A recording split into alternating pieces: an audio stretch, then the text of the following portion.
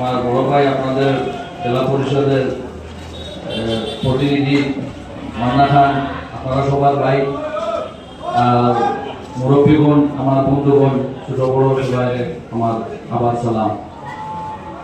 আমি বেশি কথা বলতাম না, দু চারটা কথা বলবো, কারণ এখানে শিক্ষার কথা আইছে মডেল ডিগ্রি কলেজ, স্পেশালি ওটার লাগে কথা বলবো।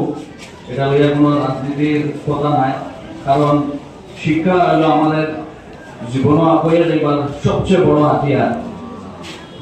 এই হাতিয়ার আমাদের কলম, আমরা বই, আমরা খাতা, আমাদের জ্ঞান, আমরা জীবনধারা সুন্দর করে আমরা ভবিষ্যতের যে আমাদের নেক্সট জেনারেশন আছে তারা আগুয়ে লইয়া যাওয়ার লাগে এক নম্বর একটা হাতিয়ার। আর যারা এই কলমে হাত দিলাইছে, এটা বাধা দিলাইছে, এই বই বাধা দিলাইছে, এটা নিয়ে রাজনীতি করে, নিজের স্বার্থ লাগে করে, এইসব মানুষকে আপনারা ছাড়িয়ে দিবেন না। রাজনীতি বাদ দেন, কিন্তু এইসব জিনিসে যারা বাধা দিলাইছে, হাত দিলাইছে, নিজের স্বার্থ লাগে, এইসব মানুষকে এই সমাজে আর ছাড়িয়ে দেওয়া যায় না। তা আপনাদের সবার দায়িত্ব, আমরা সবার দায়িত্ব, ছোট বড় ভাই বোন দাদা চাচা সবাই বইয়া এইসব জিনিস যদি আজকে আমরা ছাড়িয়ে দিলাই, কালকে আমরা বড় বড় জিনিস হয়ে বড় বড় যেও না হোক।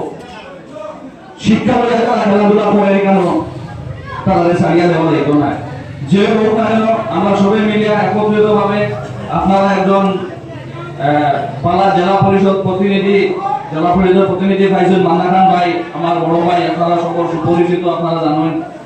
আর আমি আশা করি তাই যেভাবে পদক্ষেপ নিতা, এইসব পদক্ষেপে আপনারা সহযোগিতা, আপনারা সাহায্য অত্যন্ত জরুরি।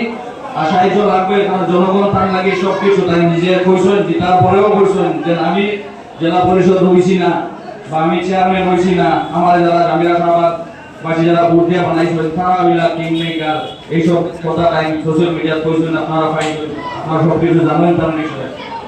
আর বেশি কিছু কইয়ান না, আমি একটা কথা আবার কইলাম, এইসব যুদ্ধ লাগিয়া ফাইট লাগিয়া আপনারা সব তৈরি থাকবা। যেও বড় হোক না, যেও চক্রান্ত হোক, যে নিজের স্বার্থ লাগে তারা ছাড়িয়া দেওয়া যায় না। আমরা সবর দায়িত্ব, আমরা সবর কর্তব্য, আমরা সবর ডিউটি, এটা লাগে আবার রিকোয়েস্ট করি।